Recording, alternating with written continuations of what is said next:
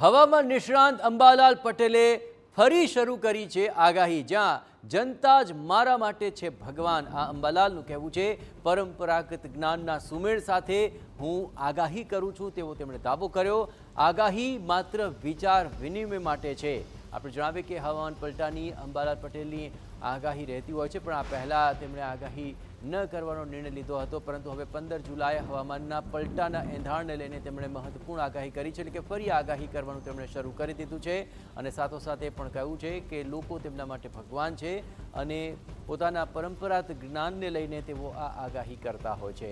અને હવે મહત્વપૂર્ણ આગાહી તેમની હવે સામે પણ આવી છે, કારણ કે પરંપરાગત જ્ઞાનના સુમેળ સાથે તેમણે આગાહી કરી અને 15 જુલાઈ હવામાનમાં પલટાના તેમણે એંધાણ વ્યક્ત કર્યા. 20 જુલાઈ સુધી રાજ્યમાં હળવા વરસાદની આગાહી તેમણે વ્યક્ત કરી છે. રથયાત્રાના અવસરે છૂટા છવાયા વરસાદની પણ શક્યતા અહીં અંબાલાલ પટેલે વ્યક્ત કરી છે. તારીખ 15મી ઉપલા લેવલમાં ભેજ આવશે. 15મી હવામાન પલટા છે. 16મીએ ત્યાં સાંકળપુરી થવાની શક્યતા છે. અમદાવાદમાં સાંકળપુરી થવાની શક્યતા રહે છે. તારીખ 17 ઘરમાં એક સિસ્ટમ બનવાની શક્યતા રહે છે. 25 ઋતુ તો આવ્યા જ કરે છે. તે સિસ્ટમની અસર પણ ગુજરાતના ભાગોમાં થવાની શક્યતા રહે છે. એટલે 20મી તારીખ સુધીમાં ગુજરાતમાં કંઈક ઝાપટા કે હળવો વરસાદ તો થઈ શકવાની શક્યતા રહે છે.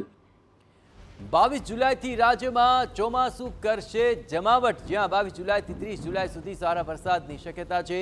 જ્યાં દક્ષિણ ગુજરાતમાં ભારે વરસાદની અંબાલાલ પટેલે આગાહી કરી છે. કચ્છ અને મધ્ય ગુજરાતમાં પણ વરસાદની શક્યતા છે. અમદાવાદ, વડોદરા અને પંચમહાલમાં વરસાદ પડી શકે છે.